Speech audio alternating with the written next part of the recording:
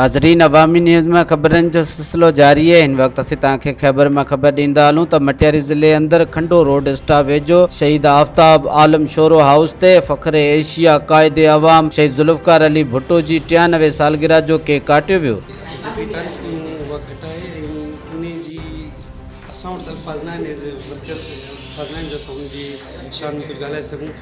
शहीद ज़ुल्फ़कार अली भुट्टो एशिया जो न पर पूरे वर्ल्ड जो वो हिकिड़ो अज़ीम लीडर हुयो।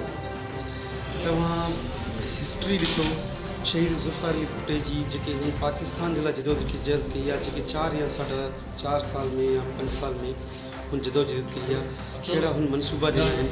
ऐं मां सम्झां थो, मूं वटि वर्कर एतिरा अल्फाज़ न आहिनि जो मां हुनजे बारे में कुझु ॻाल्हाए सघां। बाक़ी असां हर साल जोश ऐं जज़्बे सां मल्हायूं था। मां डिस्ट्रिक्ट शहीद वज़ीराबाद जो प्रेसिडेंट आहियां, PSF जो। हींअर बि असां केक कटे करे हिते पुॻा आहियूं। इंशाअल्लाह असां हैदराबाद में वञूं था, पर पूरे सिंध में जिथे किथे असां वटि पुॼी नथा सघूं। असांखे एतिरा इनवाइट आहिनि त असां पंहिंजे क़ाइद जी जेका बर्थडे आहे, ॼमण जी तारीख़ आहे, उहा सेलिब्रेट कयूं। फ़ख्रे शाह शहीद ज़ुल्फ़कार अली भुट्टो जी शहीद रणजीत बिलावल भुट्टो। अॼु असांजे हुन फ़ख्रे शाह शहीद ज़ुल्फ़कार अली भुट्टो जेको एटमी क़ुव्वत जो बानी हो, असांजो क़ाइद हो, जे असांजे सिंधी क़ौम न पर पूरे पाकिस्तान जो आवाज़ रहियो। उनमें जीअं इंडिया जे जेको 90,000 क़ैदी ॻाल्हियुनि जे ज़रिए छॾाइण, उनमें हिकिड़ी अलाह ताला जे असांजे तरफ़ां रहबर हो।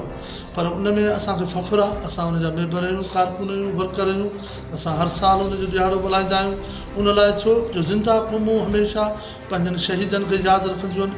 जेके ज़िंदा क़ौमूं हूंदियूं आहिनि उन पंहिंजनि रहबरनि, जीअं हाणे सी गवेरा हुजे, या फिडरल कास्त्रो हुजे, या हुगो शावेज़ हुजे, उन वांगुरु असांजो ई पाकिस्तान जो हुगो शावेज़ बि हो ऐं ची गवेरा बि हो, जिन उन्हनि ॾुभरे मारू माण्हुनि, अभरनि माण्हुनि, हारनि नारनि मज़दूरनि जो आवाज़ बणियो।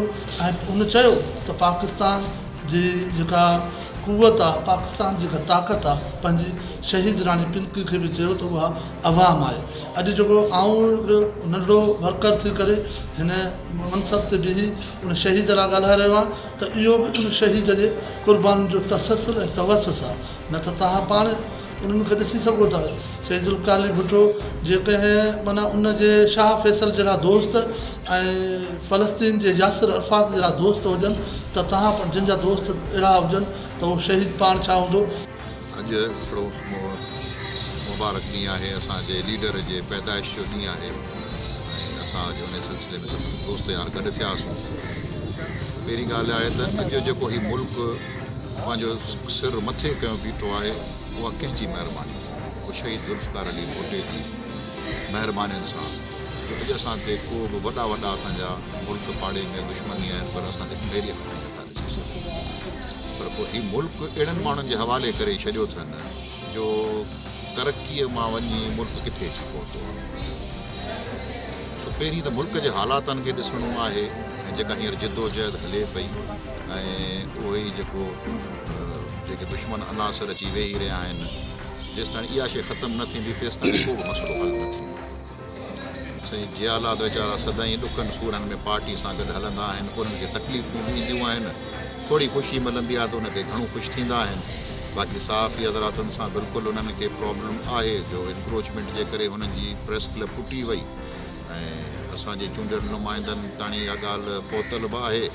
मथे उहे ई ॻाल्हाए सघनि था, असांखां जेका पुॼंदी असीं पंहिंजो आवाज़ु उथारींदासीं, उन साथियुनि सां गॾु आहियूं। बिल्कुलु अहिड़ी हिकिड़ी जॻह प्रेस क्लब हुजणु खपे असांजे चूंडियल नुमाइंदनि खे, उन्हनि खे बिल्कुलु उन लाइ आवाज़ु उथारे, उन्हनि लाइ आवाज़ु छा, उन्हनि लाइ उहे मसइले खे हल करणु घुरिजे। बिल्कुलु इहा जिन में असां उन्हनि सां गॾु साईं सिंध जी आवाम खे रिलीफ इन जे करे कोन थो मिले जो सिंध जी आवाम बि पंहिंजो आवाज़ु उथारण लाइ तयारु न आहे। जेकॾहिं उहो आवाज़ु उथारण लाइ ॿाहिरि निकिरे त इहे मसइला कॾो का हल थी वञनि, पर उन्हनि बि सिर्फ़ु ॿियनि ते मड़े छॾी आहे, ऐं उन ॿिए ते मरण सां कॾहिं मसइला हल न थींदा। असांजो मटियारी ज़िले जे अंदरि तमामु वॾी गैस निकिती आहे। इवन असां वटि हिते ग्रिड स्टेशन ठही आहे, पर उन में बि कंहिं बि आवाज़ लोकल असां घणी रड़ियूं कयूं था ऐं आवाम खे बि चऊं था त महिरबानी करे तव्हां ॿाहिरि अचो, अवां जे हक़नि लाइ ॻाल्हायूं था, पर हू बि निकिरण लाइ तयारु न आहिनि। पोइ मूंखे सम्झ में नथी अचे ॻाल्हि त हुननि जो छा इरादो आहे। अगरि इहे नमूना रहिया त बिल्कुलु जेका आहे असांखे पंहिंजा हक़ प्रॉपर न मिलंदा। मज़ीद खबरों और तफसीलात के लिए विजिट करें हमारी वेबसाइट www.awamiNewsHD.com।